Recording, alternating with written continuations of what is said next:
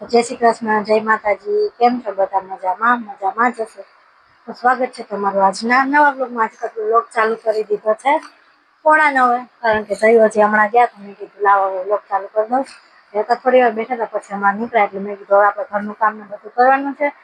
મેં બ્લોગ ચાલુ કરી દીધો છે ને જોઈ લો, સોંગ ચાલુ હતા ને અહીંયા નાસ્તો કર્યો છે. જે એને કર્યું છે બધું કામ કરવાનું બાકી છે. અને બારે જો કેટલો તડકો આવી ગયો. હમણાં પડદા ને બધું આડું દઈ દેવું છે, જેથી કરીને તડકો ઓછો આવે.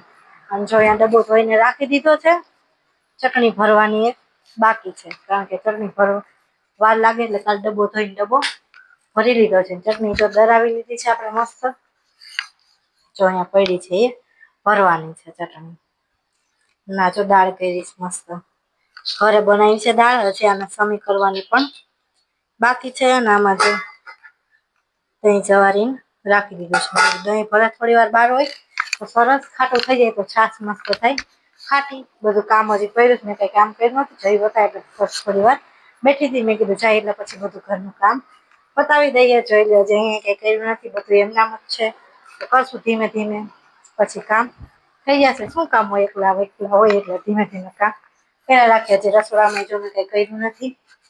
આજે તો જો રસોઈમાં બનાવ્યું છે મસ્ત વટાણા બટેટાનું શાક બનાવ્યું છે. જોઈ લો છે ને મસ્ત મજાનું વટાણા બટેટાનું શાક. કઈ કામ કર્યું નથી, હવે ધીમે ધીમે કામ ચાલુ કરી દઈએ. બધું કામ બાકી છે, કર્યું નથી. મેં કીધું ચાવીને બધું વાટ દઈ દઉં. ત્યાં અંદર છે તડકો આવતો રહ્યો.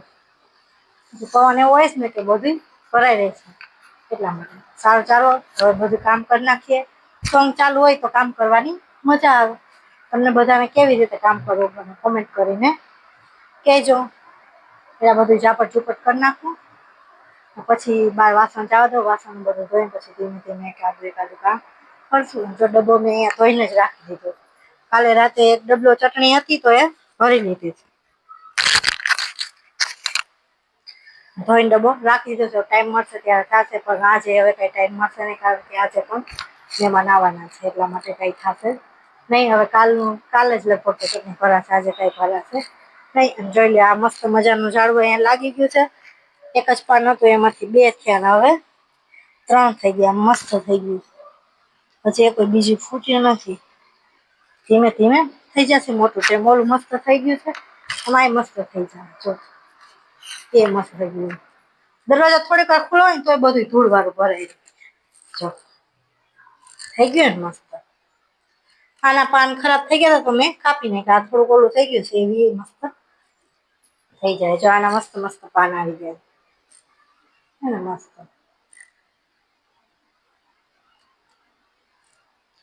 તડકો જેવો છે. આ ઝાડવાનો કે વાંધો ન આવે અંદર.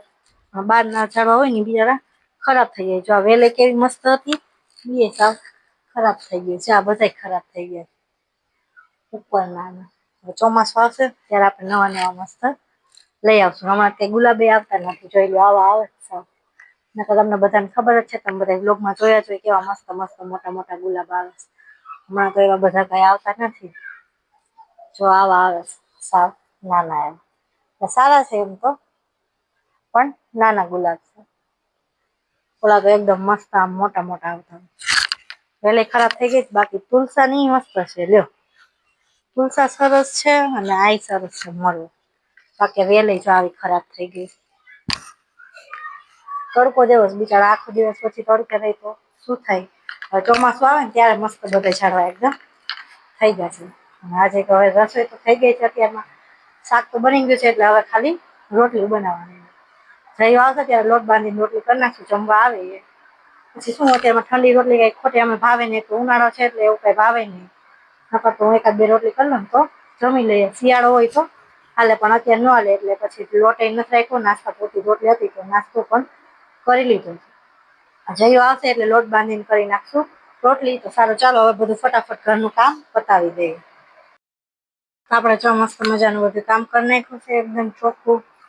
છેલ્લે આડું મારી દીધું. હવે આ પણ આડો દઈ દઈએ, કારણ કે પછી ભરાઈ રહે છે બધું. એટલા માટે કીધું બધું બંધ કરી દેવું છે. સરસ રીતે બધું ચોખ્ખું કરી નાખ્યું એકદમ. થઈ ગયું. ફળિયા બળિયા ધોવાઈ ગયા. બહારનું ફળિયું ધોઈ ગયું. બહાર કેટલો તડકો છે.